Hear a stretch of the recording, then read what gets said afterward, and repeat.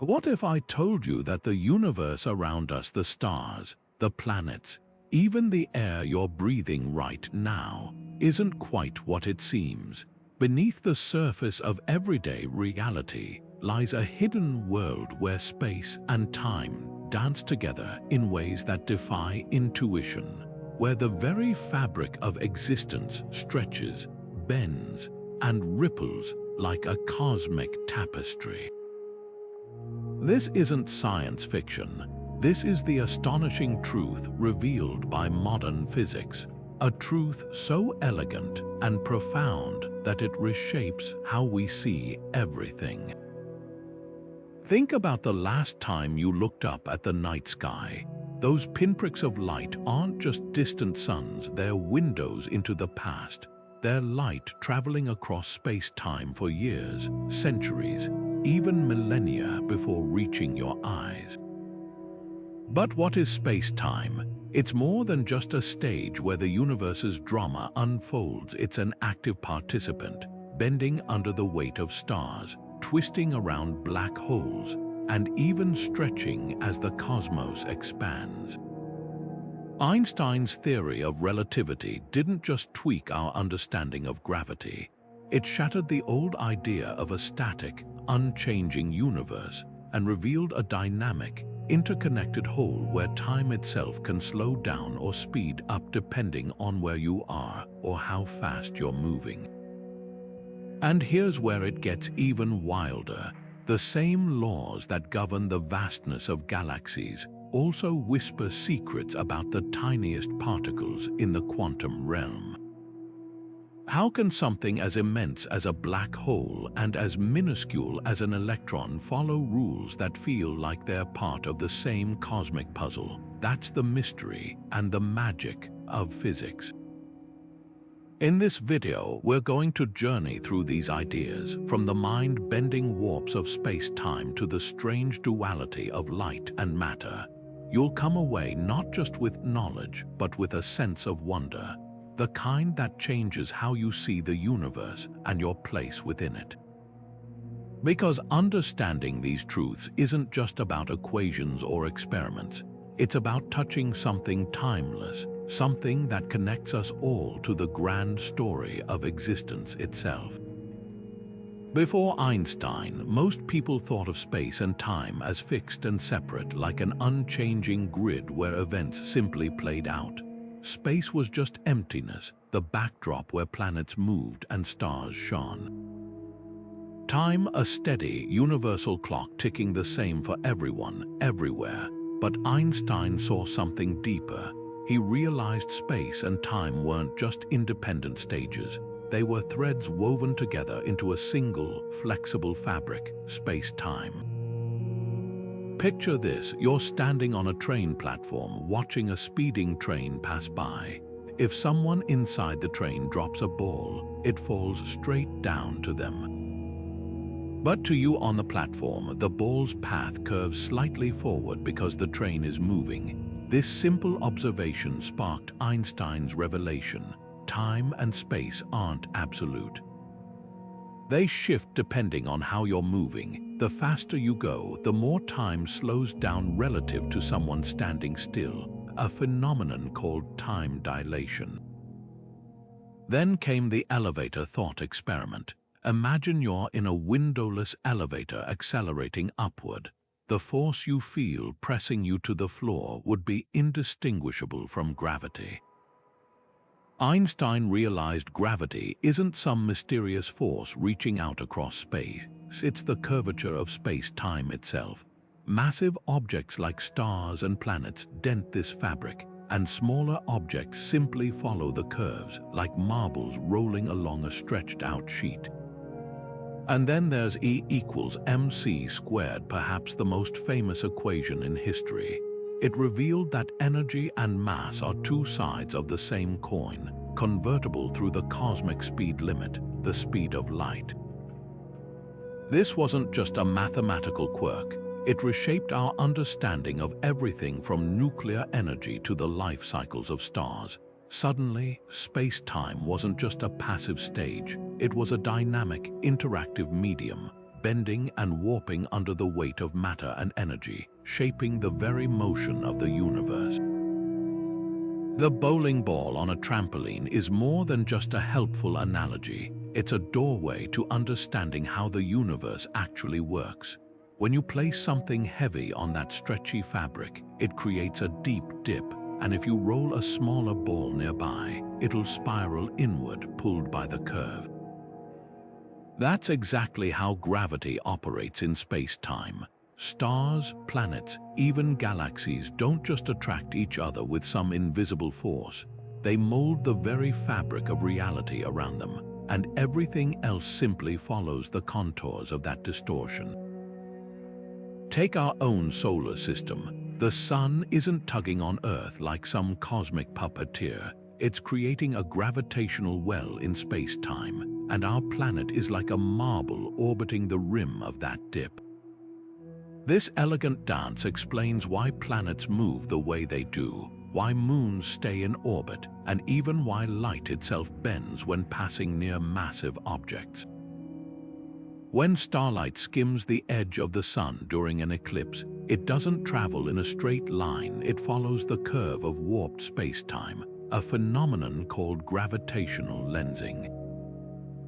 Einstein predicted this over a century ago, and when astronomers first observed it, it was proof that space itself could be bent. But relativity isn't just about faraway stars, it's built into the technology we use every day.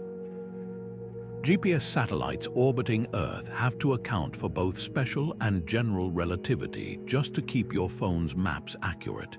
Here's why: because they're moving so fast relative to the ground, time ticks slightly slower for them due to special relativity.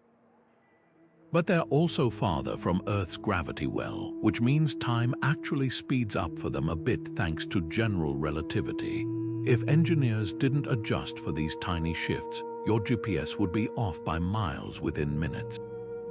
And then there are black holes where space-time warping goes to extremes. Near a black hole's event horizon, gravity is so intense that space-time curves almost infinitely. Time doesn't just slow down, it stretches to a near standstill from an outside observer's perspective. Light can't even escape the pull, which is why black holes appear, well, black. Yet even here, the rules hold true. Space-time isn't being broken, just bent to its limits. What's truly remarkable is how these same principles apply whether you're talking about a satellite overhead, a star halfway across the universe, or even the way Earth's own gravity shapes the flow of time.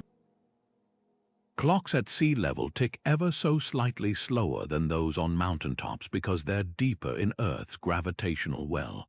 It's a tiny difference, but it's measurable, proof that the warping of space-time isn't some abstract theory.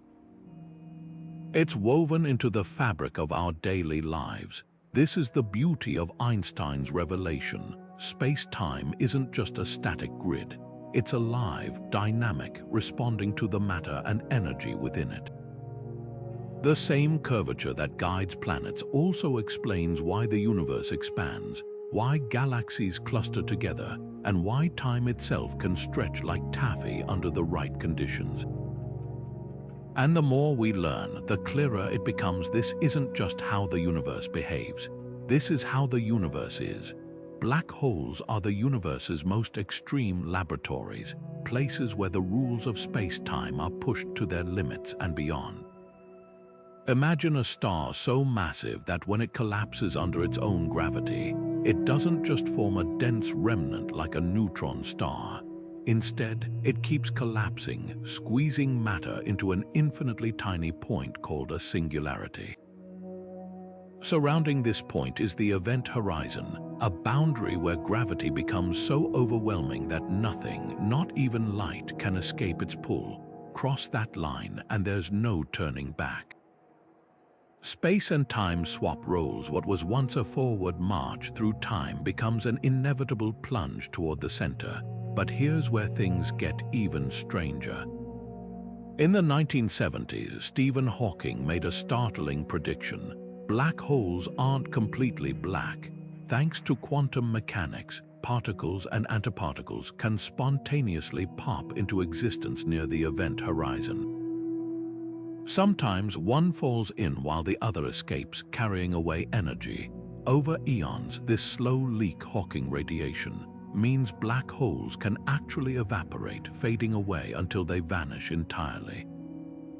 This idea ties together relativity and quantum theory in a way no one expected, but it also creates a paradox. If a black hole evaporates, what happens to all the information about the matter it swallowed?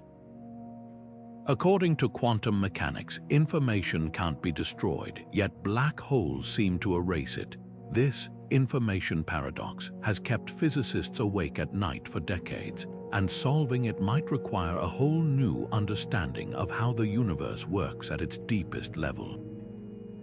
Then there's the singularity itself, a place where space-time curves infinitely, and our current laws of physics simply break down. Einstein's equations predict it, but they can't describe what actually happens there.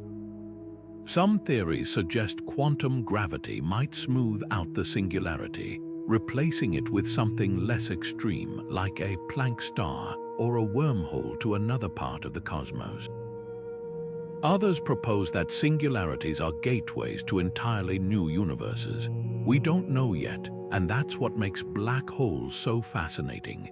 They're not just cosmic vacuum cleaners, they're puzzles that force us to question everything we think we understand about reality.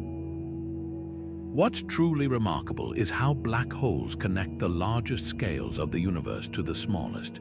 They warp space-time so severely that they reveal hints about quantum gravity, a theory that would unite Einstein's relativity with the bizarre rules of the quantum world. Every time we observe a black hole's shadow, detect gravitational waves from their collisions, or simulate their behavior in supercomputers, we're peering into the unknown. These cosmic monsters aren't just destroying matter, they're helping us uncover the secrets of the universe itself. And that's the real magic of black holes. They don't just bend space-time. They bend our minds, pushing us to imagine realities beyond anything we've ever known. Time isn't the steady, unchanging river we experience in everyday life. It's more like a stretchy fabric, warping and bending depending on how fast you're moving or how deep you are in a gravitational field.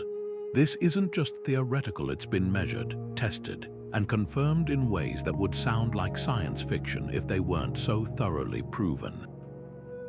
Take the famous twin paradox. Imagine one twin stays on Earth while the other blasts off in a spaceship traveling close to the speed of light. When the traveling twin returns, they'll have aged far less than their Earth-bound sibling. Time didn't just feel slower for them, it actually passed at a different rate. This happens because of Einstein's special relativity, which tells us that time and space are inseparable. The faster you move through space, the slower you move through time. It's not just a quirk of high-speed travel either. Atomic clocks flown on airplanes moving much slower than light speed, but still fast compared to the ground, have been shown to tick ever so slightly behind identical clocks left on Earth. The difference is tiny, but it's real. If you've ever used GPS to navigate, you've directly benefited from this fact. The satellites overhead have to account for time dilation just to keep your location accurate, because their clocks run faster than those on Earth, both from their speed and their position higher in Earth's gravity well. But gravity's effect on time is just as mind-bending. The deeper you are in a gravitational field, like standing at sea level compared to the top of a mountain, the slower time passes. This means your head is literally aging faster than your feet, though the difference is far too small to notice. Near a black hole, though, the effect becomes extreme. If you could hover near the event horizon, watching from a safe distance, you'd see time for the observer near the black hole slow to a crawl. From their perspective, time would feel normal, but the universe outside would appear to speed up, stars streaking across the sky like a fast-forwarded movie. So why don't we notice these effects in daily life? because at human scale speeds and Earth's gravity, the differences are vanishingly small, but they add up over vast distances and extreme conditions. If we ever achieve interstellar travel, time dilation would become a critical factor. A crew traveling near light speed could reach another star in what feels like a few years, only to return to an Earth where decades or even centuries had passed. This isn't just a quirk of physics, it's a fundamental feature of the universe, woven into the very fabric of space-time.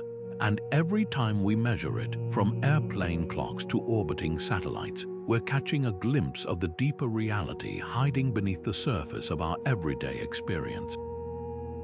What if you could step through a cosmic doorway and emerge on the other side of the galaxy, or even in another time? The idea of wormholes, those hypothetical tunnels through space-time, feels ripped from the pages of science fiction.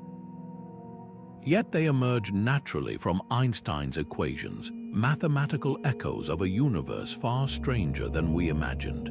Picture space-time not as a flat sheet, but as a folded piece of paper, with wormholes acting as shortcuts between distant points where the fabric touches. No need to traverse the long way around, just step through the fold. The math suggests these bridges could exist, but there's a catch. Wormholes would require something called exotic matter to stay open, material with negative energy that defies gravity, pushing space-time outward to prevent the tunnel from collapsing. Think of it like building an archway out of anti-gravity. Ordinary matter would cause the wormhole to pinch shut instantly, but exotic matter, though purely theoretical, might act as cosmic scaffolding. The problem, we've never observed such a substance, and quantum physics only allows for tiny amounts of negative energy under very specific conditions. Then there's the issue of paradoxes. If wormholes could connect not just space but different moments in time, they'd open a Pandora's box of contradictions. Imagine traveling back through one and inadvertently preventing your own birth, a scenario that makes physicists shudder. Some theories propose quantum effects or unknown laws might prevent such paradoxes, acting as cosmic traffic cops to preserve causality. Others suggest wormholes might only link points in time after their creation, avoiding messy loops. But here's the twist: even if traversable wormholes exist, they'd likely be wildly unstable. The moment you tried to pass through, the slightest disturbance, even a single photon of light, could trigger a catastrophic collapse. It's like walking across a rope bridge that dissolves behind you with every step. Yet despite these hurdles, wormholes aren't just fanciful ideas. They're tools that push us to ask deeper questions. Is space-time fundamentally connected in ways we can't yet see? Could the universe contain hidden threads weaving its distant corners together? While we're far from building or finding a usable wormhole, their possibility reminds us that the universe is richer than our everyday experience suggests.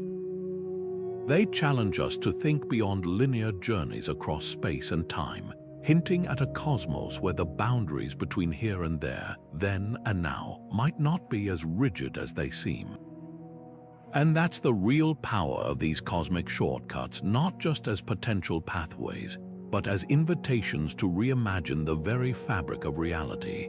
Einstein's general relativity paints a breathtaking picture of space-time as a smooth, curving fabric, elegant, predictable, and perfectly suited to describing the dance of planets and galaxies. But zoom into the subatomic scale, and this serene cosmic ballet gives way to chaos. Here, quantum mechanics reigns, a world where particles flicker in and out of existence, where probabilities replace certainties, and where the very notion of a fixed reality dissolves into a shimmering haze of possibilities. These two theories are the twin pillars of modern physics, yet they stand in stark opposition, each refusing to bend to the other's rules. At the heart of this divide lies a fundamental mismatch. General relativity treats space-time as continuous, like a perfectly stretched canvas. but quantum mechanics insists that everything, energy, forces, even space itself, comes in tiny, indivisible packets. Imagine trying to merge a symphony orchestra with a jazz improv group. One relies on precise, sweeping harmonies, the other thrives on spontaneity and uncertainty. Now picture them trying to play the same song together. It's not just a clash of styles, it's a clash of realities. This tension becomes impossible to ignore in extreme environments, like the center of a black hole or the first moments after the Big Bang, where the immense gravity of relativity meets the frenetic quantum world. Here, the equations of both theories break down, spitting out nonsensical infinities. It's as if the universe itself is telling us we're missing a crucial piece of the puzzle. That missing piece, a theory of quantum gravity, a framework that could unite these two seemingly incompatible visions of reality. Enter string theory, one of the most ambitious candidates. It proposes that particles aren't tiny dots but minuscule vibrating strings, with different vibrations corresponding to different particles. In this view, even space-time itself might emerge from a deeper, more fundamental layer of reality. But string theory comes with its own challenges, like requiring extra dimensions beyond the four we experience, dimensions curled up so small we'd never notice them. Then there's loop quantum gravity, which suggests space-time is woven from tiny, discrete loops like a cosmic mesh. These loops would prevent the infinite densities that plague black hole singularities, offering a way out of the mathematical dead ends. But the quest doesn't stop there. Some physicists explore holographic principles, where our three-dimensional universe might be a projection of information stored on a two-dimensional surface. Others delve into causal dynamical triangulation, where space-time is built from geometric building blocks that change over time. Each approach is a different path up the same mountain, all aiming to answer the same profound question: how does the universe truly work at its deepest level? What makes this search so thrilling isn't just the promise of new equations. It's the potential to rewrite our understanding of existence itself. Every time we probe the edges of black holes, simulate the early universe, or smash particles together in colliders, we're not just testing theories. We're peering into the unknown, hunting for clues to a reality far stranger and more beautiful than we've yet imagined. And that's the real magic of this great divide. It's not a flaw in our knowledge. It's an invitation to think bigger, to dig deeper, and to keep chasing the hidden threads that might one day weave the cosmos back together. In the early 20th century, astronomers thought our Milky Way was the entire universe until Edwin Hubble peered through the telescope at Mount Wilson and shattered that illusion. What he saw would rewrite cosmic history. Distant galaxies weren't just scattered across space. They were fleeing from us, their light stretched into redder wavelengths like the fading whistle of a moving train. This redshift wasn't random. The farther away a galaxy was, the faster it seemed to be receding. The universe wasn't static. It was expanding, carrying galaxies apart like dots on an inflating balloon. But here's the twist no one expected. In the late 1990s, astronomers studying distant supernova made a discovery that upended everything. Instead of the expansion slowing down over time due to gravity's pull, as most had assumed, it was speeding up. Some mysterious force, dubbed dark energy, was pushing space apart faster and faster. Imagine blowing up a balloon that suddenly starts inflating on its own, no breath required. That's the eerie reality we live in. Dark energy makes up about 68% of the universe's total energy, yet we have no idea what it actually is. Is it a property of space itself, as Einstein's cosmological constant suggested, or something even stranger, like a dynamic field permeating the cosmos? Then there's the cosmic microwave background, the oldest light we can see. This faint glow, discovered by accident in 1965, is the afterglow of the Big Bang, stretched from visible light into microwaves over 13.8 billion years. It's not just a relic, it's a snapshot of the infant universe, revealing tiny temperature fluctuations that seeded all the galaxies and voids we see today. These variations tell us how space-time stretched and rippled in those first moments, like fingerprints left in the fabric of reality. So what does this mean for the universe's fate? If dark energy keeps accelerating expansion, distant galaxies will eventually vanish beyond our cosmic horizon, their light stretched too far to ever reach us. Galaxies beyond our local group will fade like ships slipping into fog, leaving future astronomers with a sky emptier than ours. Over trillions of years, stars will burn out, black holes will evaporate, and space itself may grow so vast and cold that even time loses meaning. Yet this isn't just a story of inevitable decay. The expansion of space-time is also what made life possible. Without it, matter would never have clumped into galaxies, stars, or planets. The same force that one day pulls the universe apart also set the stage for everything we know. And that's the paradox of our cosmic home. It's built on change, on stretching and shifting, on forces we're only beginning to comprehend. The universe isn't just expanding, it's unfolding, revealing its secrets one layer at a time. Einstein predicted them a century ago, but even he doubted we'd ever detect them, ripples in space-time so subtle they stretch and squeeze the fabric of the universe by less than the width of an atom. Then, on September 14, 2015, the Laser Interferometer Gravitational Wave Observatory, or LIGO, caught something extraordinary, a fleeting chirp, a whisper from a pair of black holes spiraling into each other over 1 billion light-years away. That signal, lasting just 0.2 of a second, was the first direct evidence of gravitational waves, confirming one of the most daring predictions of general relativity and opening an entirely new way to explore the cosmos. So how do these cosmic ripples form? Picture two black holes locked in a deadly dance, orbiting each other faster and faster as they lose energy. As they spiral inward, their immense gravity warps space-time, sending out waves that race outward at the speed of light, like ripples from a stone dropped in a pond, but carrying the fingerprint of the most violent events in the universe. When these black holes finally collide, they release a staggering amount of energy, more than all the stars in the observable universe combined, crammed into a fraction of a second. That energy doesn't vanish. It reverberates through space-time itself, stretching and compressing everything in its path, including Earth. But detecting these waves isn't like catching light or radio signals. Gravitational waves don't interact with matter. They pass right through planets and stars unnoticed. To spot them, LIGO uses a technique so precise it borders on magic.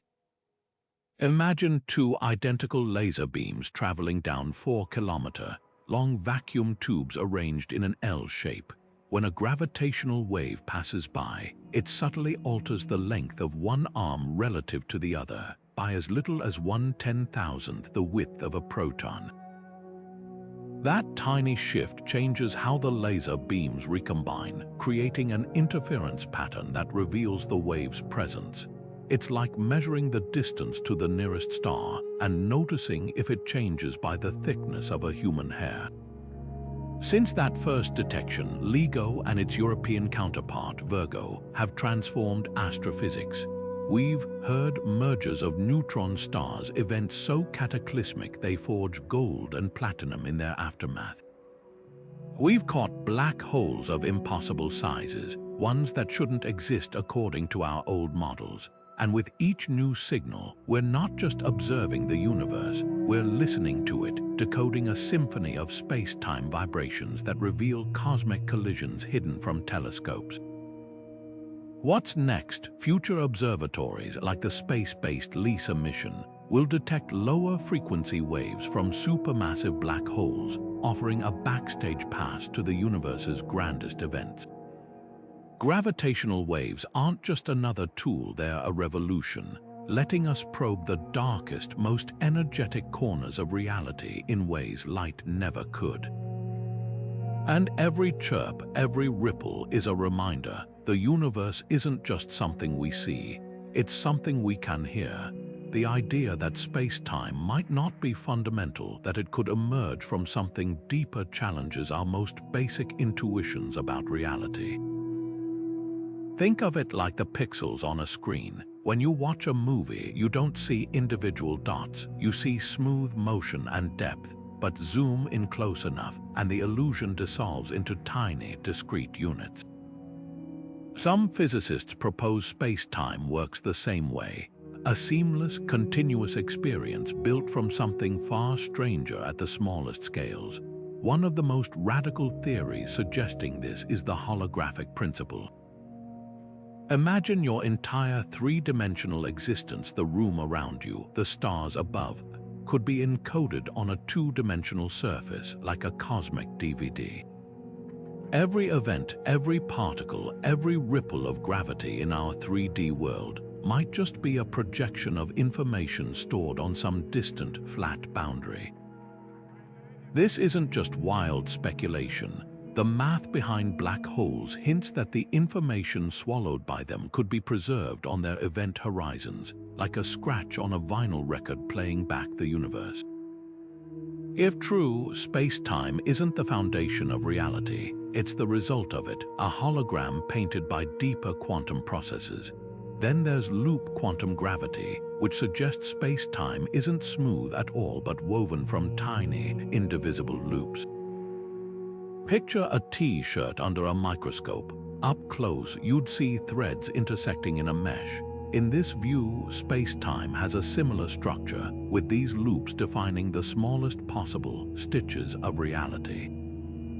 At scales smaller than these loops, the idea of distance or duration loses meaning. There's no smaller to go. This could explain why singularities in black holes don't truly reach infinity. Space-time itself has a built-in resolution limit, like a digital image that can't be zoomed beyond its native pixels. But if space-time isn't fundamental, what replaces it? Some theories point to entanglement, the spooky quantum connection where particles instantly influence each other across vast distances. Could space-time itself be a network of these invisible quantum links, with what we perceive as distance just a measure of how entangled 2 points are? Experiments with quantum computers are already testing this idea, probing whether the geometry of space might emerge from abstract connections, like a cosmic game of connect the dots. This isn't just philosophical musing. If space-time is emergent, it reshapes our understanding of everything from black holes to the Big Bang. Singularities might vanish, replaced by a quantum bounce. Wormholes could become less like tunnels and more like quantum shortcuts through entangled states.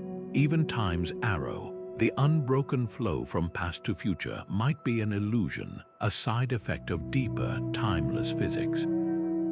The debate forces us to ask, is space-time the canvas of the universe, or just the painting we mistake for the canvas? Every time we probe deeper with particle colliders, gravitational wave detectors, or quantum experiments, we're not just studying the universe. We're peeling back its layers, searching for the hidden threads that might weave reality itself. And that's the real thrill. The answers could rewrite not just physics, but what it means to exist in the cosmos at all. Time travel isn't just the stuff of sci-fi novels. It's a serious theoretical possibility lurking within the equations of general relativity. Einstein's theory allows for bizarre structures called closed time-like curves, paths through space-time that loop back on themselves, effectively creating a bridge between the present and the past.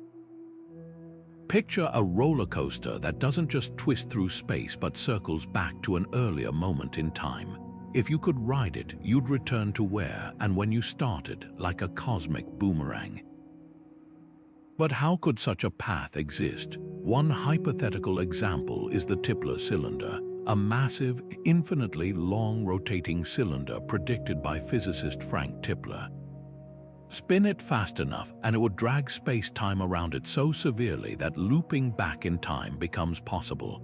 It's like stirring honey with a spoon. The twisting motion creates whirlpools, and in this case, those whirlpools could become time loops. The catch: we'd need materials denser than anything we know of, and the cylinder would have to be infinitely long. Engineering challenges that make this a thought experiment rather than a blueprint. Then there's the infamous grandfather paradox. If you traveled back and accidentally prevented your own grandfather from meeting your grandmother, how could you exist to make the trip in the first place? Some physicists argue the universe might enforce consistency, bending events to prevent contradictions like a cosmic editor tweaking the script to keep the story coherent. Others suggest branching timelines where every decision spawns a new universe, so your actions in the past wouldn't erase your future, just create an alternate one. But the biggest hurdle might be causality itself, the idea that causes precede effects. If time travel scrambles this order, could the laws of physics unravel? Quantum mechanics offers a glimmer of hope. Experiments with particles show they don't always follow strict cause and effect chains, hinting that reality might be more flexible than we thought. Yet, even if the math allows time travel, nature might have its own veto, hidden in the fine print of quantum gravity or undiscovered laws. What's fascinating isn't just whether time travel is possible, but how the question reshapes our understanding of reality. Wrestling with paradoxes and hypothetical machines forces us to ask, is time a fixed river or a malleable web of connections? Are the past and future as unchangeable as we think, or just different points on a vast, interactive map? Until we find answers, time travel remains a mirror held up to physics, reflecting how much we still have to learn about the universe and our place within it. If you've ever watched a leaf swirl in a stream, you've seen the invisible, not the leaf itself, but the water's current shaping its path. Dark matter is like that hidden current, an unseen force guiding the cosmos. We can't see it, touch it, or detect it with any telescope, yet its gravitational pull is written across the universe in the motion of stars, the bending of light, and the very architecture of galaxies. Take our own Milky Way. Stars orbit the galactic center so fast that, by all rights, they should fling outward like marbles on a spinning plate. The only thing keeping them tethered is gravity, but there's a problem. The visible matter in our galaxy, stars, gas, planets, doesn't provide nearly enough gravity to explain those speeds. Something else, something invisible, must be adding the extra pull. That missing mass is dark matter, a cosmic scaffold holding galaxies together. Without it, the Milky Way would have spun itself apart eons ago. Then there's gravitational lensing, where light from distant galaxies bends around massive objects in the foreground. Sometimes the amount of bending is far greater than the visible mass can account for, as if space-time itself is being warped by an unseen hand. This isn't just a few isolated cases. Observations of galaxy clusters, like the famous Bullet Cluster, show visible matter and gravitational effects completely divorced. When two clusters collide, the hot gas, the bulk of their visible mass, slows down like cars in a traffic jam. But the gravitational lensing continues unimpeded, tracing the path of something that didn't interact, something that sailed right through dark matter. So what is it? The leading theory suggests dark matter is made of particles that don't interact with light or ordinary matter except through gravity. These weakly interacting massive particles could be everywhere, streaming through you right now like ghosts. Yet despite decades of searching with detectors buried deep underground or mounted on satellites, we've never caught one directly. Alternative ideas exist like actions or even primordial black holes, but the mystery endures. Here's where it gets even stranger. Dark matter isn't just holding galaxies together, it's shaping the universe's large-scale structure. Simulations show that without dark matter's gravitational pull, matter wouldn't have clumped efficiently enough after the Big Bang to form the cosmic web of filaments and voids we see today. It's the unseen architect of the cosmos, drafting the blueprints for everything from galaxy clusters to the voids between them. And yet, for all its influence, dark matter remains a shadow. Its existence hints at gaps in our understanding of space-time, gravity, and perhaps even the fundamental nature of matter. Every galaxy we map, every lensing effect we measure, is a clue to this vast, hidden landscape, one that might rewrite the rules of physics itself. The universe isn't just what we see, it's what we can't see, pulling strings behind the curtain of reality.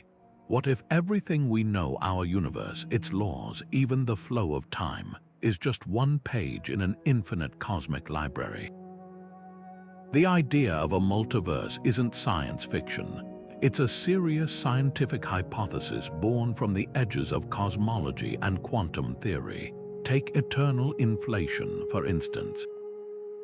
Picture the Big Bang not as a single explosive event, but as a never-ending fountain of creation. In this view, space-time isn't just expanding, it's bubbling, with new universes constantly budding off like soap bubbles in a froth. Each bubble could have its own unique physics, some with stronger gravity, others where light moves slower, or where atoms never formed at all. Our universe might simply be one lucky bubble where the constants lined up just right for stars, planets, and life. Then there's the many worlds interpretation of quantum mechanics, a perspective so radical it redefines reality itself. Every time a quantum particle faces a choice like whether to spin left or right, the universe doesn't pick one outcome. Instead, it splits, branching into parallel timelines where both possibilities happen. Missed a bus this morning, somewhere out there, a version of you caught it. This isn't just philosophy, it's a mathematical consequence of quantum equations. While we only experience one outcome, the others aren't lost, they're playing out in universes forever separated from ours by the sheer weight of probability. String theory adds yet another layer to this cosmic tapestry. Imagine a landscape of possible universes, each with different shapes for their hidden extra dimensions. Tiny shifts in these shapes could alter fundamental forces, making some universes lifeless voids while others teem with complexity. The catch: we're stuck in one valley of this landscape, unable to peek over the ridge to see our neighbors. But how could we ever test these ideas? For the multiverse, evidence might be hiding in the cosmic microwave background, tiny anomalies in the afterglow of the Big Bang that could be bruises from collisions with other bubble universes. Or perhaps future quantum experiments could uncover hints of branching timelines. For now, the multiverse remains a dazzling possibility, a reminder that the true nature of reality might be far stranger than we've dared to dream. Whether these parallel worlds exist or not, the multiverse challenges us to think bigger. It's not just about alternate versions of ourselves, it's about the vast, uncharted possibilities of existence and the humbling truth that our universe might be just one note in an infinite symphony. Ever shattered a glass and watched the pieces scatter across the floor? That irreversible moment where order dissolves into chaos holds the key to one of physics' deepest mysteries: why time only flows forward. The second law of thermodynamics tells us that entropy, a measure of disorder, always increases in closed systems. Broken glass never reassembles itself. Smoke never retreats into a cigarette. Milk stirred into coffee never separates. These everyday examples trace back to the universe's most fundamental rule. Entropy defines time's arrow, giving our lives their unshakable sequence of cause and effect. But why does entropy always increase? The answer lies in the Big Bang's pristine conditions. Imagine the early universe as a perfectly shuffled deck of cards, a state of incredibly low entropy where matter and energy were nearly uniform. As the cosmos expanded, that order unraveled like cards dealt into increasingly messy hands. Stars formed, galaxies collided, and complexity emerged, not despite entropy, but because of it. The universe is like a wind-up toy slowly unwinding, trading its initial order for the chaotic diversity we see today. And just as you can't unspill milk, you can't reverse this cosmic trend. Every process, from nuclear fusion in stars to the firing of neurons in your brain, rides this one-way street toward greater disorder. This raises a profound question. Why do we remember the past but not the future? Think of memories as scars left by entropy's march. Your brain encodes experiences through irreversible chemical changes, burning energy, increasing disorder. A hypothetical future memory would require entropy to decrease, like a shattered glass leaping back onto the table. Even our perception of time's flow might be a side effect of entropy's rise. In a hypothetical universe where entropy always decreased, you'd remember tomorrow's events while today felt unpredictable, a bizarre reversal where causes follow effects. Yet some physicists argue time's arrow isn't inherent to space-time itself. Einstein's equations work equally well backward or forward. They don't privilege one direction. This suggests entropy's rise might be more about statistics than fundamental law. If you could rewind the universe to another low-entropy state, time's arrow might flip, flowing in reverse from that point. The real puzzle, then, isn't why entropy increases, it's why the Big Bang started with such improbable order in the first place. Some theories propose a multiverse where countless universes begin with random conditions, and we simply inhabit one that got lucky, with just the right imbalance to spawn galaxies, life, and minds capable of asking the question. What's astonishing is how deeply entropy ties into space-time's fabric. Black holes, the ultimate entropy traps, maximize disorder within their event horizons. Quantum gravity theories even suggest space-time itself might emerge from microscopic, entangled states, hinting that time's flow could be a collective illusion, like the smooth motion of a movie projected from static frames. Whether fundamental or emergent, entropy's grip on reality is undeniable. It shapes everything from the lifespan of stars to the fleeting heat of a cup of coffee, reminding us that the universe is a story told in one direction, and we're all riding its irreversible current. Light doesn't just travel fast, it sets the ultimate speed limit for the universe itself.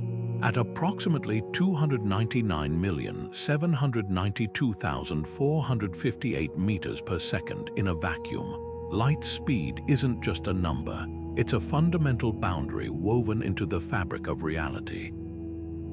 But why can't anything go faster? The answer begins with James Clerk Maxwell's groundbreaking equations in the 1860s, which revealed that light is an electromagnetic wave moving at a speed dictated by the universe's deepest constants.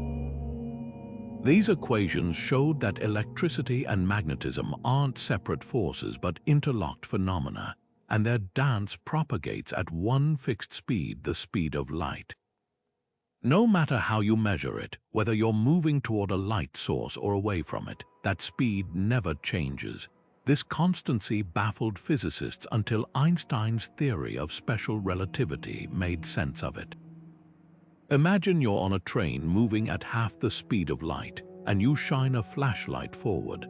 Common sense says the light should race ahead at 1.5 times light speed, but it doesn't. Instead, it still moves at the same 299,792,458 meters per second. as if the train's motion doesn't matter. This isn't a glitch, it's a feature of reality. Einstein realized that space and time must stretch and compress to keep light's speed constant for all observers, leading to the mind-bending phenomena of time dilation and length contraction.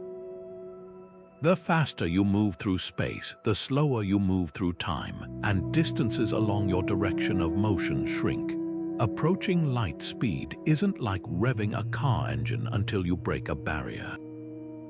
As you accelerate, your mass effectively increases, requiring more and more energy to go even faster. To reach light speed itself, you'd need infinite energy, an impossibility. This cosmic speed limit isn't arbitrary. It's the universe's way of preserving causality. If information or influence could travel faster than light, effects could precede causes, unraveling the logical order of events. Imagine seeing a supernova explode before the light from its precursor star reached you, a violation of cause and effect that relativity strictly forbids. Light speed also ties into the very structure of space-time.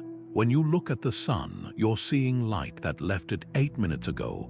Gaze at the Andromeda galaxy, and you're peering 2.5 million years into the past.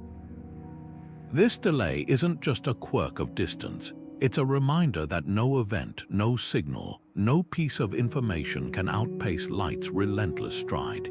Even gravity's influence propagates at light speed, as gravitational waves have shown us. The universe communicates through light-speed messengers, and every law we know respects that limit. So the next time you flip a light switch, remember, you're not just illuminating a room.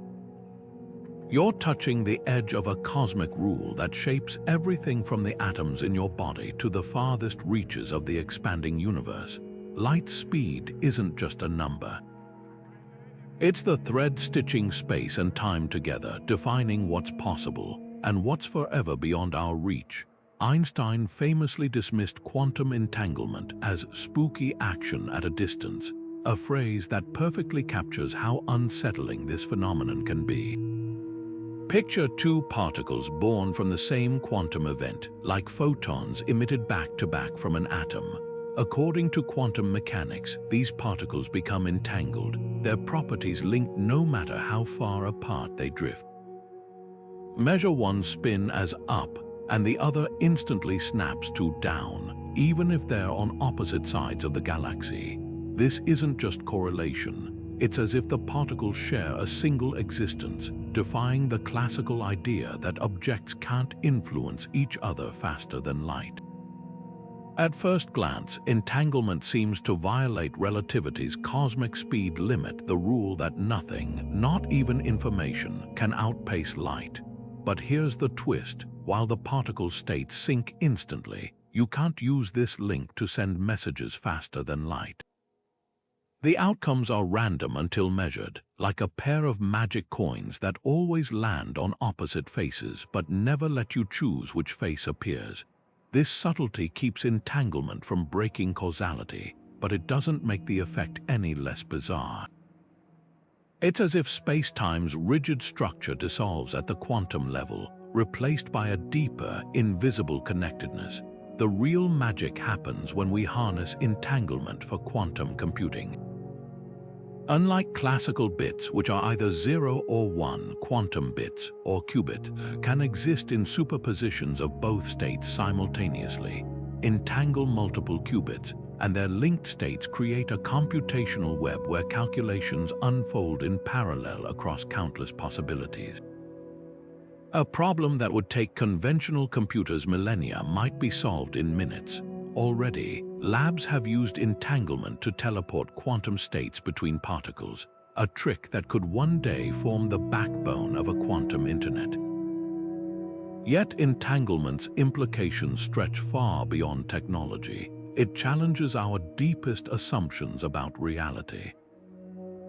If particles can coordinate instantly across cosmic distances, does space-time emerge from a more fundamental layer of quantum connections?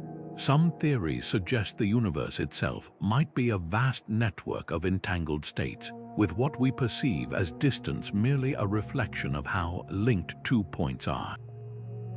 This isn't just physics, it's philosophy. Entanglement forces us to ask whether the universe is truly made of separate, localized things, or if everything is part of an unbroken whole, its apparent divisions just illusions. Every time we test entanglement, whether in lab experiments or via satellites beaming photons across continents, we're probing the seams of reality itself, searching for the hidden stitches that might one day reveal how space, time, and quantum weirdness are woven together. The story of our universe begins not with an explosion in space, but with the birth of space itself. Picture this: an unfathomably hot, dense singularity, not a point in space, but the entirety of existence compressed beyond comprehension, suddenly expanding faster than light itself. This wasn't the Big Bang as most imagine it, some cosmic fireball erupting into empty darkness. There was no outside, no before. Space and time, as we know them, were born in that searing moment, stretching and cooling as the universe unfurled. In the first trillionth of a second, something extraordinary happened: inflation. Space didn't just expand, it ballooned exponentially, doubling in size over and over again in fractions of a second. Think of blowing up a balloon with dots on its surface. As it inflates, every dot races away from every other dot, not because they're moving, but because the fabric between them is stretching. This inflationary period explains why the universe looks so uniform in every direction we observe. Regions now billions of light-years apart were once close enough to equalize their temperature before being flung apart by inflation's relentless push. But inflation did more than stretch space, it amplified quantum fluctuations, tiny ripples in the newborn universe's energy field. These microscopic wrinkles became the seeds for everything to come. Slightly denser regions pulled in more matter through gravity, eventually growing into galaxies and galactic clusters, while less dense areas became the vast cosmic voids we see today. The entire large-scale structure of the universe, every filament of the cosmic web, every swirling galaxy, traces back to these quantum tremors, frozen into the fabric of space-time like fingerprints in cooling wax. By the time the universe was 1 second old, it had cooled enough for quarks, the building blocks of protons and neutrons, to freeze out of the primordial plasma. Minutes later, nucleosynthesis began, forging the first hydrogen and helium nuclei in a process that would determine the cosmic recipe for all future stars. Yet for nearly 400,000 years, the universe remained a searing fog, too hot for atoms to form. Light couldn't travel freely. It bounced endlessly off free electrons trapped in a glowing soup. Then came recombination, the moment electrons finally bonded with nuclei to create neutral atoms. Suddenly, light broke free, streaming across the universe in all directions. That first flash, stretched by 13.8 billion years of cosmic expansion, still reaches us today as the cosmic microwave background. It's more than an ancient echo. It's a baby picture of the universe, capturing the faint imprints of those early quantum seeds that would one day bloom into galaxies. The Big Bang wasn't just an event, it was the moment space-time learned to dance. From that unimaginable beginning, the stage was set for stars to ignite, planets to form, and life to emerge. Every atom in your body, every photon of sunlight, every distant quasar shares the same origin story, a singularity that became a symphony, unfolding across the vast expanse of cosmic time. At first glance, empty space seems like the ultimate void, a perfect nothingness stretching between stars and galaxies. But peer deeper into the quantum realm, and you'll discover a seething, frothing sea of energy that never rests. This is the vacuum's hidden heartbeat, a phenomenon called zero-point energy.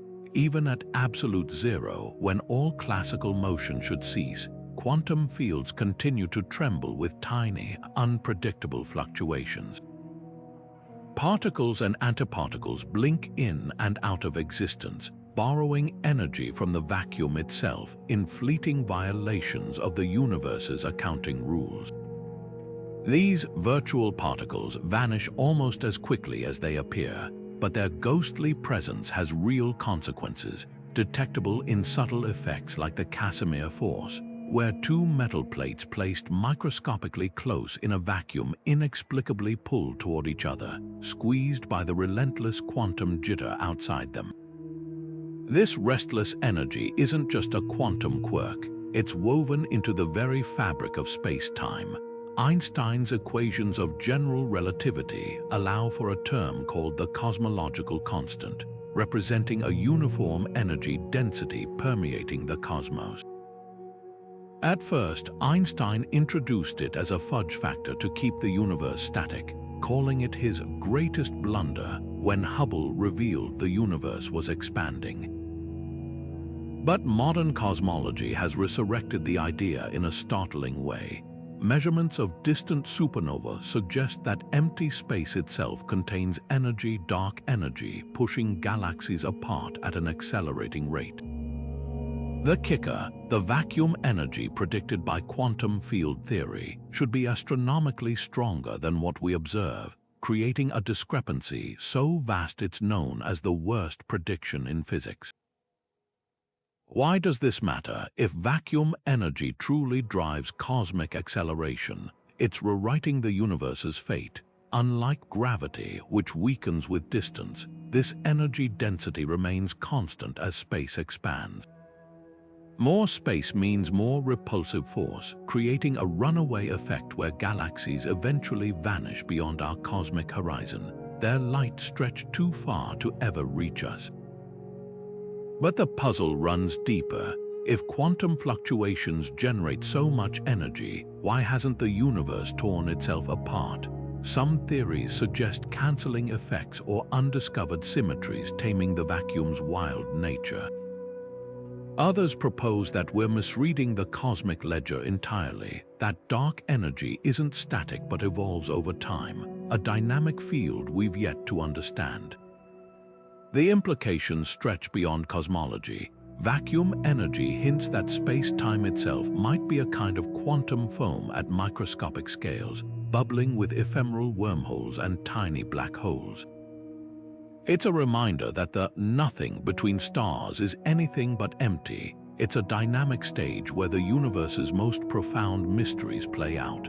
And every time we probe deeper, from lab experiments with ultra-cold atoms to observations of the cosmos's accelerating edge, we're not just studying space.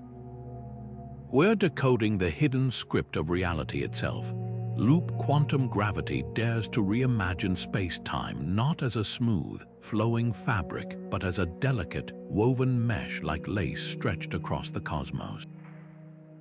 While string theory adds hidden dimensions to the universe, loop quantum gravity strips space-time down to its most basic threads, tiny, indivisible loops that form a network of relationships. These loops aren't embedded in space, they are space, intersecting and linking to create the very geometry we experience. Imagine the universe as a vast tapestry where every stitch represents a quantum of space, each no larger than the Planck length, a scale so small that a single atom compares to it like the sun to a grain of sand. At this level, the idea of here and there dissolves into a web of connections, with distance emerging from how many loops lie between 2 points. This radical approach solves one of general relativity's biggest headaches, singularities. In Einstein's theory, black holes crush matter into infinitely dense points, and the Big Bang erupts from an infinitely hot speck, places where the math implodes. But in loop quantum gravity, space-time's granularity prevents infinite collapse. Picture a stretched rubber sheet. Push down hard enough and it might tear, unless it's actually a chainmail mesh where links resist further squeezing. Similarly, when matter becomes too dense, the loops of space-time reach a minimum size and bounce back, transforming black hole singularities into gateways and the Big Bang into a rebound from a prior universe's collapse. The implications for cosmology are staggering. If the Big Bang wasn't a true beginning but a turning point in an eternal cycle, our universe might be one page in an infinite cosmic diary. Telescopes could one day detect faint echoes of that pre-Big Bang era, imprinted in the cosmic microwave background like finding wrinkles from a book's previous chapter. Even time, in this framework, might not flow continuously but tick in discrete steps, like frames in a film too fast for any clock to measure. Yet loop quantum gravity's boldest claim lies in its simplicity. Unlike string theory's hidden dimensions and unobservable strings, it builds the universe from tangible, geometric relationships. Gravity isn't a force transmitted through space-time. It is space-time, its strength determined by how tightly the loops knot together. When two stars attract each other, they're not pulling through emptiness, they're tightening the weave between them. The theory isn't without challenges. Merging its quantum leaps with relativity's smooth curves remains a work in progress, and experimental evidence is elusive. But by daring to quantize space itself, loop quantum gravity offers something profound, a vision of reality where the cosmos isn't just in space and time but made of them, a dynamic, ever-evolving network where every loop holds the potential to rewrite the rules of existence. String theory dares to propose that the fundamental building blocks of the universe aren't point-like particles but tiny, vibrating strings, filaments of energy so small that if an atom were the size of our solar system, a string would be no larger than a tree on Earth. These aren't just ordinary vibrations, though. Like the strings of a violin producing different notes, the ways these cosmic strings oscillate determine the properties of every particle in existence. A specific vibration might give rise to an electron, while another creates a quark or even a photon.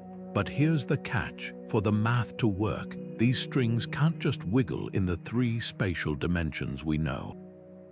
They require a symphony of extra dimensions, 6 or 7 more, curled up so tightly that we'd never notice them in everyday life. Picture a garden hose. From a distance, it looks like a simple one-dimensional line, but up close, you see it has a circular dimension wrapped around its length. String theory suggests our universe might be like that, with tiny, intricate shapes called Calabi-Yau manifolds folding those extra dimensions into complex, hidden geometries.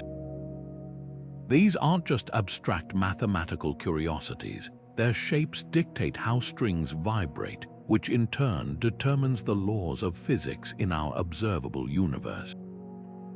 A slight twist in this hidden geometry could alter the strength of gravity or the mass of electrons, meaning the entire cosmic rulebook might hinge on the structure of dimensions we can't even see. Then there's the wild card, brains, short for membranes. These aren't just strings but higher dimensional surfaces where strings can attach like beads on a wire. Our entire universe might be a three-dimensional brain floating in a higher dimensional bulk, with other brains lurking nearby in this unseen expanse.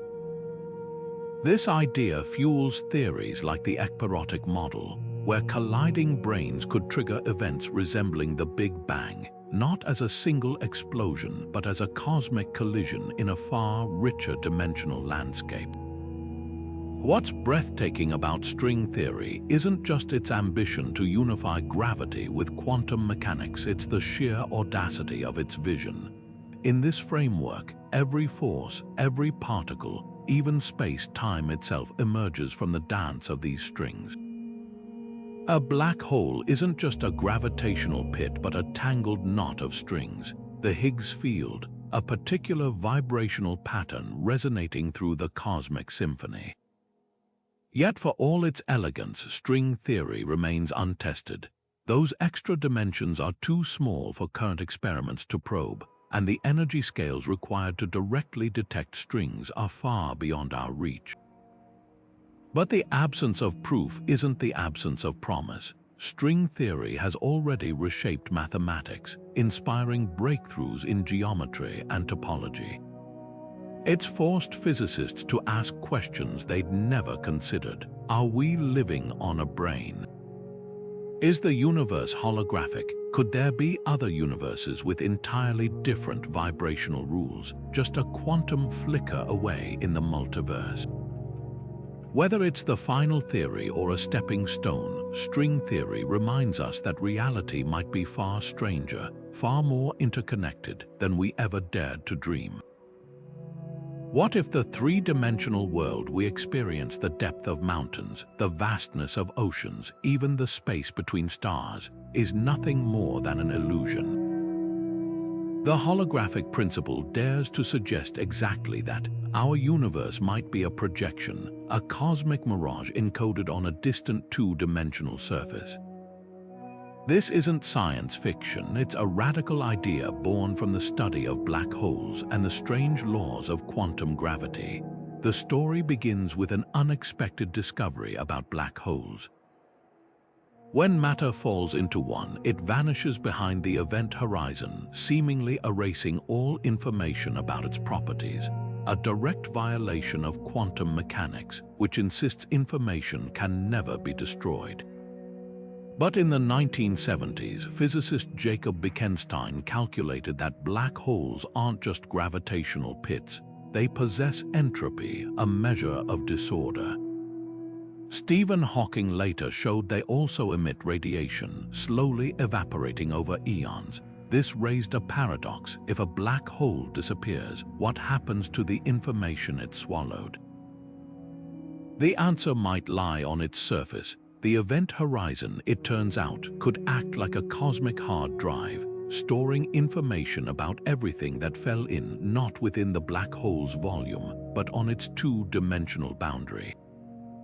This led to a mind-bending realization. If a black hole's interior can be described entirely by data on its surface, could the same be true for the entire universe? Enter the AD/S/CFT correspondence, a mathematical framework developed by physicist Juan Maldacena. It proposes a precise duality, a kind of dictionary between a higher dimensional space, like our universe, and a lower dimensional theory operating on its boundary. In simpler terms, everything happening in our 3D world could be encoded in a 2D realm, like a hologram where a flat image creates the illusion of depth. Think of it like watching a movie on a screen. The images appear three-dimensional with depth and motion, but they're actually projected from a flat surface. Similarly, the holographic principle suggests that what we perceive as space, time, and even gravity might emerge from quantum interactions playing out on a distant, invisible surface. This doesn't mean our world isn't real, just that its fundamental structure might be more like a shadow cast by deeper, more abstract processes. The implications are staggering. If space-time is emergent, not fundamental, it could solve some of physics' biggest puzzles, like how to reconcile gravity with quantum mechanics. It might also explain why the universe appears finely tuned for life. The rules we observe could simply be the way our particular hologram is encoded. Some theories even suggest that black holes are gateways between holographic universes, their event horizons serving as the screens where one universe's data is projected into another. Yet for all its elegance, the holographic principle remains unproven. Testing it would require experiments sensitive enough to detect the universe's pixel-like structure at the Planck scale, something far beyond current technology. But every time we study black holes, simulate quantum systems, or probe the limits of space-time, we're gathering clues. Whether the holographic principle holds or not, it's a powerful reminder. Reality might be far stranger, far more interconnected than our everyday experience suggests. And that's the true allure of this idea, not just rewriting the rules of physics, but redefining what it means to exist in the cosmos at all. Imagine taking the mass of our sun and crushing it into a sphere the size of Manhattan. That's the terrifying density of a neutron star. These cosmic remnants, born from the explosive deaths of massive stars, aren't just exotic curiosities. They're extreme laboratories where space-time is stretched to its limits, matter is squeezed beyond recognition, and the laws of physics are put to the ultimate test. Take their rotation, for instance. Some neutron stars, called pulsars, spin hundreds of times per second, so fast their surfaces move at nearly a quarter the speed of light. At those velocities, the star's equator bulges outward from centrifugal force, distorting space-time itself into a wobbling, asymmetrical shape. This isn't just theoretical. Observations of pulsar timing have revealed minuscule delays in their radio pulses, subtle clues that their crushing gravity is dragging the fabric of space around them like a spoon stirring honey. Then there's the matter inside. Under pressures so intense that atoms collapse, electrons merge with protons to form neutrons, packing the star's core into a quantum soup where the boundaries between particles blur.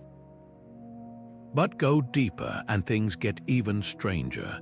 Some theories suggest the core might dissolve into a sea of quarks and gluons, the fundamental building blocks of matter normally confined inside protons and neutrons. This quark-gluon plasma, a state not seen since the universe's first microseconds, could flow with near-perfect frictionlessness, making neutron stars the only place in nature where we might study this primordial state up close. But neutron stars don't just keep their secrets locked away. When two of them spiral into each other, they send ripples through space-time itself, gravitational waves detectable across billions of light years. The 2017 collision observed by LIGO didn't just confirm Einstein's predictions, it revolutionized astronomy. The event's gravitational waves arrived milliseconds before the accompanying gamma-ray burst, proving these ripples travel at light speed. Meanwhile, the aftermath spewed out gold, platinum, and other heavy elements, solving the long-standing mystery of where the universe's precious metals are forged. Yet for all their violence, neutron stars are also precision instruments. Their clock-like pulses allow astronomers to test general relativity with unmatched accuracy. When a pulsar orbits another dense object, its pulses arrive slightly earlier or later depending on the warping of space-time, a natural experiment that's verified Einstein's equations to within a fraction of a percent. Some binary systems even contain two pulsars, offering a celestial dance where each star's gravity affects the other's timing, revealing how space-time curvature evolves over time. What makes neutron stars truly remarkable isn't just their extremes, it's how they bridge scales. A single teaspoon of their material weighs 1 billion tons, yet their influence stretches across galaxies. They're cosmic touchstones, reminding us that the universe's most profound mysteries aren't always hidden in distant abstractions. Sometimes they're spinning right in front of us, pulsing with secrets, waiting to be decoded. White holes are the cosmic opposite of black holes where nothing can enter and everything must escape. Imagine a black hole running backward in time. Instead of trapping light and matter in an inescapable grip, a white hole violently expels them, spewing material outward at speeds beyond escape velocity. The equations of general relativity allow for such bizarre objects, but finding one in nature is another story. While black holes form from collapsing stars, white holes would require a singularity to spontaneously uncollapse, defying the natural flow of entropy that governs our universe. The theoretical basis for white holes comes straight from Einstein's field equations. Just as black holes have an event horizon, a point of no return, white holes possess an event horizon where nothing can cross inward. Matter and light can only radiate outward like a cosmic fountain with infinite pressure. Some physicists speculate that white holes could be the other end of an Einstein-Rosen bridge, better known as a wormhole. In this scenario, a black hole singularity might connect to a white hole in another region of space-time, creating a tunnel through the universe. But here's the catch. Such a passage would likely collapse instantly under its own gravitational forces unless propped open by exotic matter with negative energy, something we've never observed. Another tantalizing idea ties white holes to the mysteries of quantum gravity. When black holes evaporate via Hawking radiation, could their final moments rebound as a white hole? Loop quantum gravity suggests that instead of collapsing into an infinitely dense point, a black hole might reach a minimum size and then bounce, transforming into a white hole in a new universe. This quantum bounce could explain where the information swallowed by black holes ultimately goes, preserving the fundamental laws of physics. Yet for all their mathematical elegance, white holes remain a cosmic what if. No astronomical observations have ever confirmed their existence, and the conditions required to sustain one seem impossibly fine-tuned. Nature favors disorder, and white holes are simply too orderly, too contrary to the relentless rise of entropy. Still, they serve a vital purpose, pushing us to question the boundaries of space-time, the nature of singularities, and the hidden symmetries that might govern the universe at its deepest levels. Whether real or just a beautiful thought experiment, white holes remind us that physics thrives not just on answers, but on daring to ask the impossible. At the heart of every black hole lies a paradox so profound it threatens to unravel our understanding of reality itself. Quantum mechanics insists that information, the fundamental details of every particle state, can never be destroyed. Yet black holes, with their insatiable appetites, seem to consume everything that crosses their event horizons, leaving no trace behind.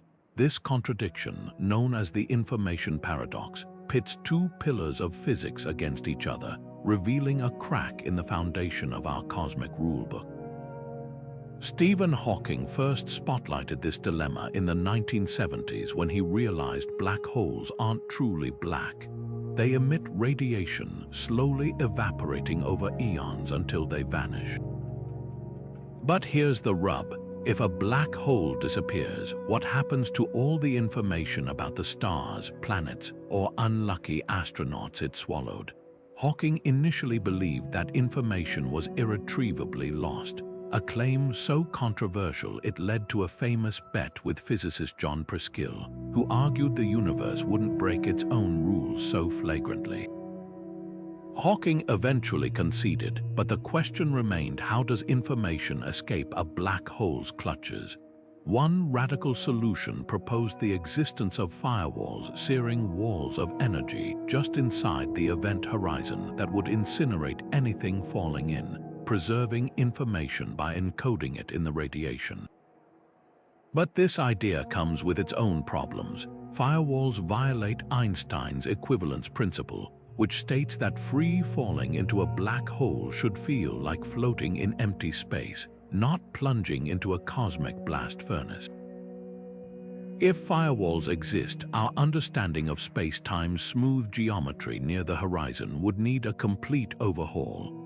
Then there's the concept of soft hair, a poetic term for subtle, low-energy excitations on a black hole's event horizon. Like faint etchings on a cosmic ledger, these vibrations could carry imprints of the information that fell inside, offering a way for data to escape without violating physical laws. Recent breakthroughs in quantum gravity suggest these faint signatures might be the key to solving the paradox, turning the event horizon into a holographic screen that preserves information even as the black hole evaporates. But the most mind-bending possibility is that black holes don't destroy information, they scramble and redistribute it. like a cosmic blender mixing ingredients too thoroughly to recognize individually. When the black hole radiates away, that information might re-emerge in the Hawking radiation itself, albeit in a form so chaotic it would take a quantum supercomputer to decode. This idea ties into the holographic principle, which suggests all the information within a volume of space could be encoded on its boundary, like a 3D movie projected from a 2D surface. The stakes couldn't be higher if information truly vanishes in black holes' quantum mechanics, and with it, the predictability of the universe would crumble. But if it's preserved, even in some exotic form, it would hint at a deeper layer of reality where space-time and quantum entanglement are inextricably linked. Every time we detect gravitational waves from colliding black holes or simulate their behavior in labs, we're not just studying cosmic oddities, we're probing the universe's most guarded secrets, testing whether the laws we hold sacred are threads in a larger tapestry we've only begun to unravel. Imagine holding a balloon covered in dots, watching as they slowly drift apart. That's how astronomers once pictured the universe's expansion. But in the late 1990s, something shocking happened. Observations of distant supernova revealed the dots weren't just drifting, they were accelerating away from each other, as if the balloon was inflating faster and faster on its own. This wasn't just unexpected, it defied everything we thought we knew about gravity. The universe wasn't merely expanding, it was being pushed apart by an invisible force so dominant it makes up nearly 70% of the cosmos. We call it dark energy, and its nature is one of the greatest mysteries in modern physics. At its core, dark energy behaves like a kind of anti-gravity. While matter and dark matter pull the universe together through attraction, dark energy does the opposite. It generates repulsive pressure, stretching space itself. Einstein actually predicted something similar a century ago with his cosmological constant, a term he added to his equations to keep the universe static.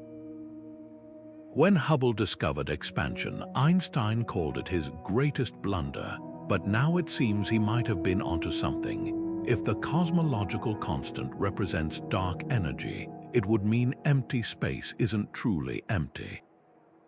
Instead, it's imbued with a constant energy density that doesn't dilute as the universe grows. More space means more repulsive force, creating a runaway effect where galaxies are forever carried beyond our cosmic horizon. But the cosmological constant isn't the only contender. Some theorists propose dark energy might be dynamic, a field that evolves over time known as quintessence. Unlike the steady push of the cosmological constant, quintessence could vary in strength, perhaps even switching from repulsive to attractive in different cosmic eras. Imagine a universe where dark energy weakens, allowing gravity to regain control. Galaxies might eventually slow their flight, collapse back together, and culminate in a big crunch. Or what if dark energy grows stronger, tearing apart not just galaxies but atoms themselves in a catastrophic, big rip? These scenarios hinge on whether dark energy is truly constant or something far more fluid. Then there's the elephant in the room. Quantum mechanics predicts the vacuum of space should brim with energy, but the calculated value is a staggering 120 orders of magnitude larger than what we observe. This discrepancy, called the vacuum catastrophe, suggests either our math is wildly wrong or some undiscovered mechanism cancels out most of this energy. Could dark energy be the leftover residue, a tiny fraction of this quantum froth that somehow survived? Or is it something entirely different, a sign that general relativity breaks down on cosmic scales? What's clear is that dark energy isn't just a puzzle, it's a key to the universe's ultimate fate. Every time we map galaxies, measure supernova, or study the cosmic microwave background, we're piecing together clues. Will the cosmos end in cold isolation, ripped apart, or cyclically reborn?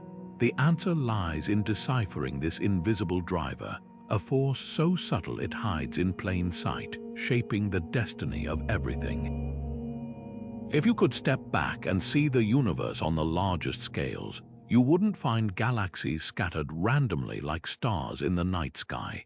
Instead, you'd witness an intricate, almost spiderweb-like structure, filaments of galaxies stretching billions of light-years, intersecting at dense nodes where galaxy clusters glow like cities in the cosmic night. Between them lie vast, empty voids so enormous they could swallow thousands of Milky Ways without a trace. This is the cosmic web, the grand architecture of space-time itself, and its story begins with an invisible hand, dark matter. Long before the first stars flickered to life, dark matter's gravity began sculpting the universe's skeleton. Think of it like a scaffold in the early cosmos. While ordinary matter, the stuff that makes up planets and people, was buffeted by radiation, dark matter, unaffected by light's pressure, clumped together under its own gravity. These clumps became the seeds for everything to come, pulling in gas and dust until the first stars ignited, galaxies formed, and the web's filaments began to glow. Without dark matter's unseen pull, the universe might have remained a featureless soup, never weaving itself into the grand tapestry we see today. But the cosmic web isn't just a relic of the past. It's a dynamic, evolving structure. Galaxies along filaments flow like rivers toward the densest clusters, drawn by gravity's relentless tug.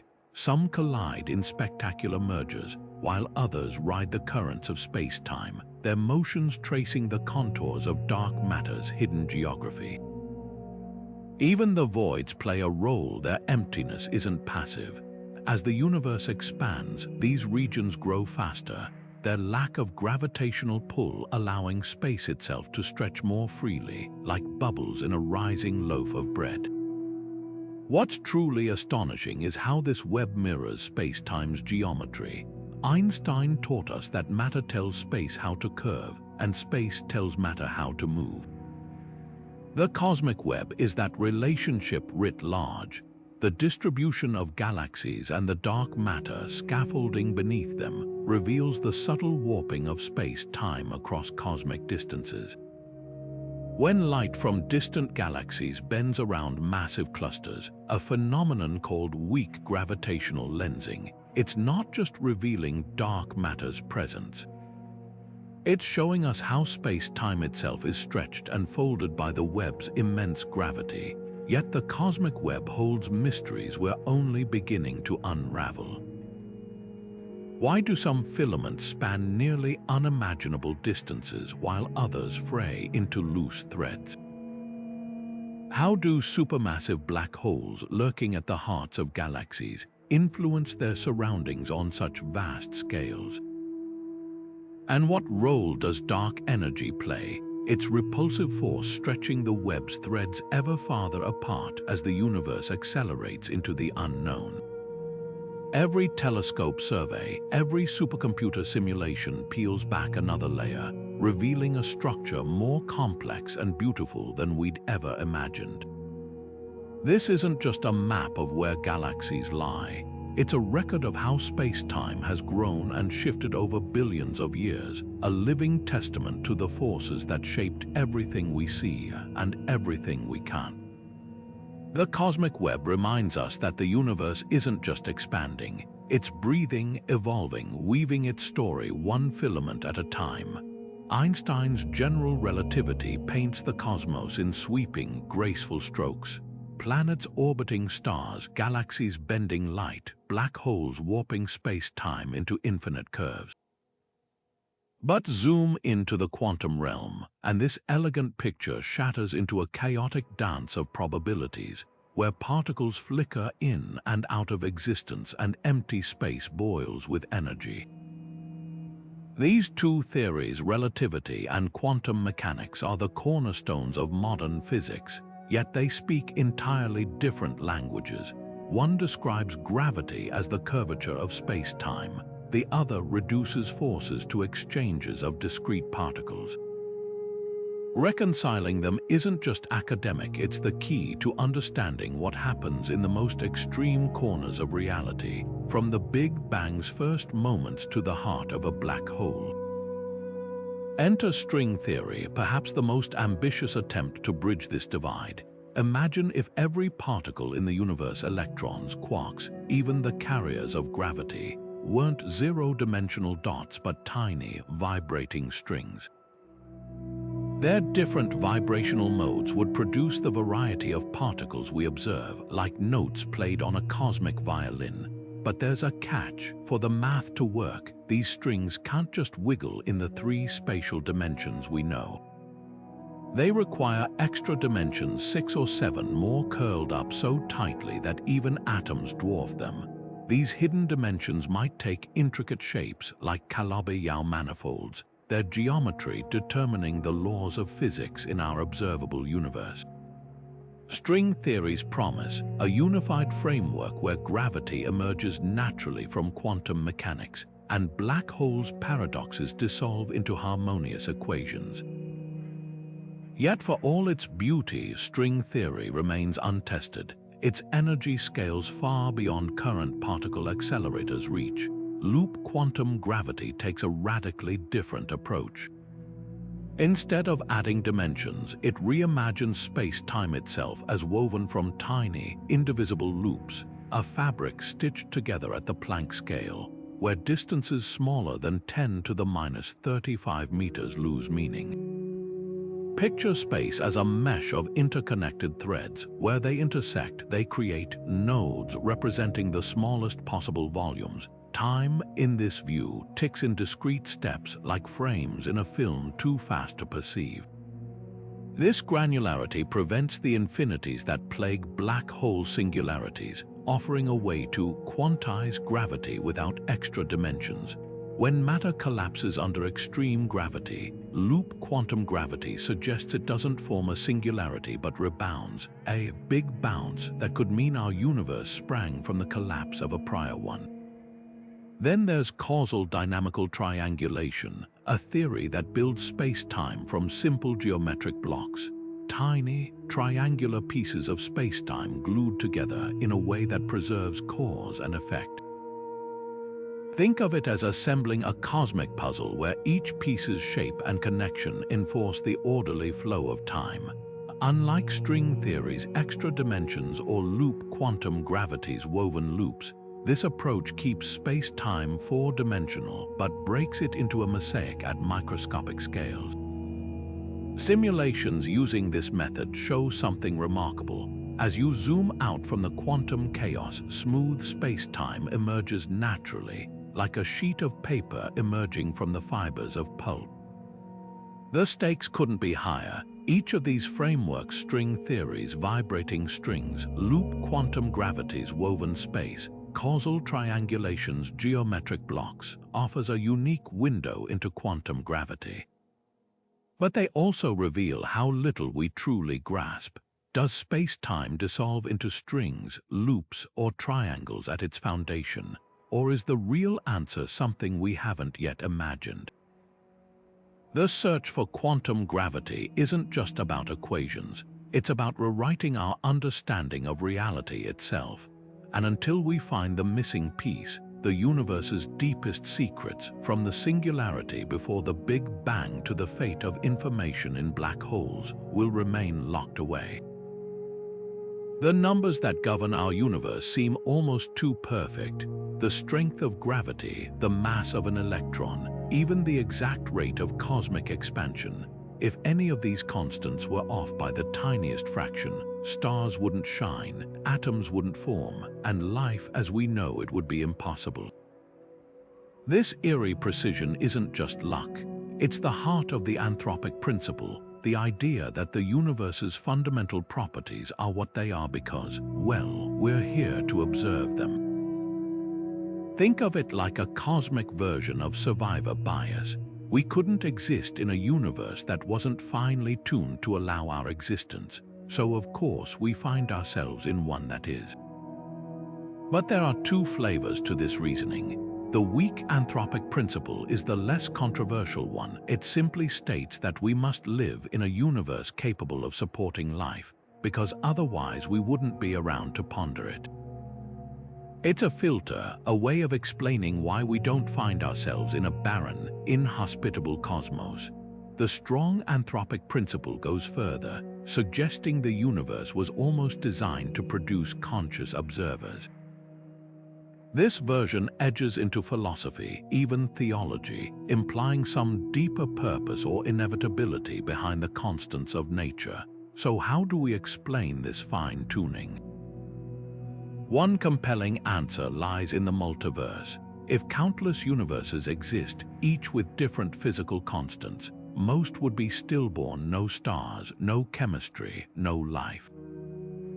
But in a rare few, the numbers would align just right, and conscious beings would emerge, marveling at their unlikely good fortune. We're not special, we're just the winners of a cosmic lottery with near infinite losing tickets. String theory's landscape of possible universes lends weight to this idea, with each bubble universe sporting its own unique physics. Yet not everyone finds the multiverse satisfying. Some physicists argue the constants aren't arbitrary at all. They're the inevitable outcome of deeper, undiscovered laws.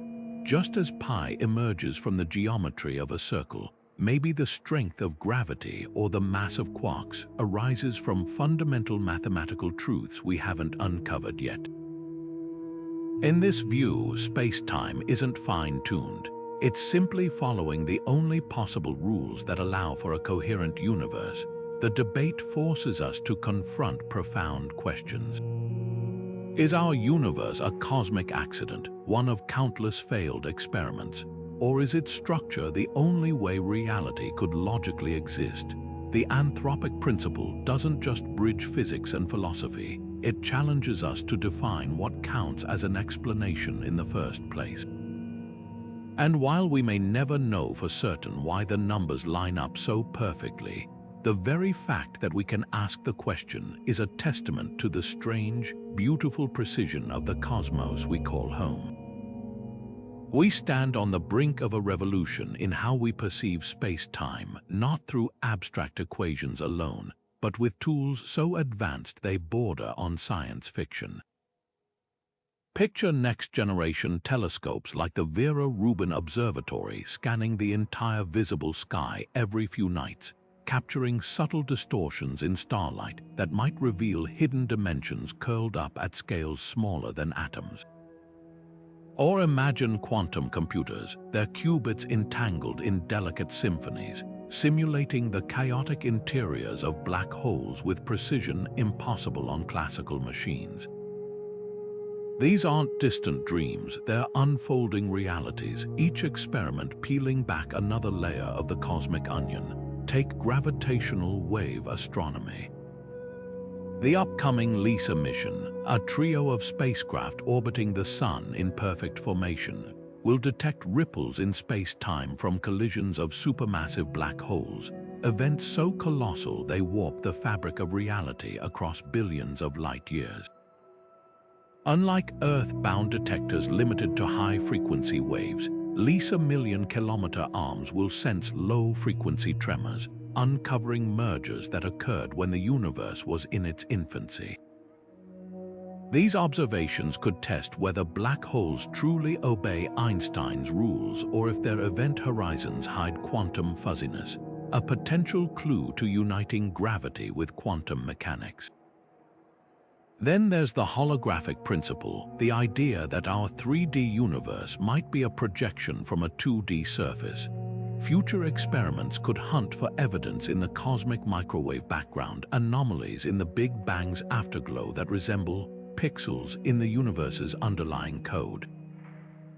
Quantum computers might simulate holographic universes in labs, testing whether information really can be encoded on boundaries rather than volumes. If confirmed, it would mean everything we see, stars, planets, even our own thoughts, are akin to shadows cast by a deeper, more fundamental reality. And what of extra dimensions? Particle colliders like the proposed future circular collider could smash protons with such energy that they momentarily feel hidden dimensions, producing particles that appear to vanish into thin air. Alternatively, precise measurements of neutron behavior in gravitational fields might uncover tiny deviations from Newton's laws, hints that gravity leaks into dimensions beyond our perception. The most tantalizing possibilities lie in quantum gravity experiments. Imagine creating microscopic black holes in labs to study Hawking radiation up close, or using ultra-cold atoms to simulate space-time's granular structure. Some theories predict that if space-time is indeed made of discrete loops or pixels, high-energy photons from distant gamma-ray bursts might arrive at Earth at slightly different speeds, a smoking gun for quantum gravity. This isn't just about new data, it's about rewriting the rules. Will we discover that space-time emerges from entanglement like a cosmic illusion? Could wormholes become quantum gateways, or dark energy reveal itself as the breath of a higher dimensional universe? The answers might lie in the subtle flicker of a qubit, the faint echo of a black hole merger, or the unexpected bend of a laser beam. One thing's certain: the next era of physics won't just expand our understanding, it will shatter it, revealing a universe far stranger, far more connected than we've ever dared to imagine. From the moment Einstein reimagined gravity as the curvature of space-time, our understanding of the universe has been a cascade of revelations, each more astonishing than the last. What began as a radical departure from Newton's clockwork cosmos has blossomed into a quest to decode reality's deepest layers, where black holes crunch matter into quantum riddles, where empty space seethes with hidden energy, and where the very dimensions we take for granted might be illusions. This journey has taught us that the universe isn't just stranger than we imagined. It's stranger than we can imagine, constantly daring us to think bigger. Consider how far we've come. A century ago, space and time were static backdrops, unchanging, absolute. Today, we know they're dynamic actors in the cosmic drama, stretching, warping, and even rippling with gravitational waves. Those ripples, first detected in 2015, weren't just a triumph of Einstein's math. They opened a new sense for observing the universe. Now, we don't just see the cosmos, we listen to it, tuning into collisions so violent they shake the fabric of reality itself. And with each new signal, we're reminded, the universe is always more inventive than our boldest theories. Yet for all we've uncovered, the greatest mysteries still loom. Dark matter's invisible grip shapes galaxies, but we've never touched it. Dark energy pushes the universe apart, but we don't know why. Quantum entanglement defies space and time, hinting at connections deeper than distance. These aren't just gaps in knowledge, they're doorways. Every unanswered question is an invitation to rethink reality, to question assumptions we didn't even realize we'd made. That's the real gift of this journey, not just the answers we've found, but the humility we've gained. The universe doesn't owe us intuitive truths. It's under no obligation to make sense to creatures evolved to track predators and gather berries. And yet here we are, piecing together black hole thermodynamics, simulating alternate universes, daring to ask whether time itself is fundamental. There's a quiet poetry in that.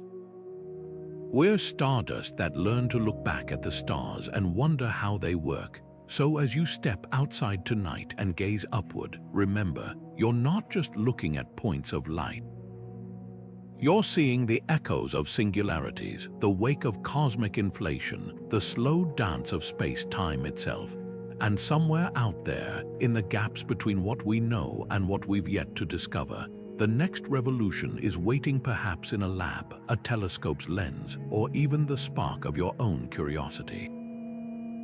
The universe's greatest stories aren't just written in the stars, they're written in the questions we dare to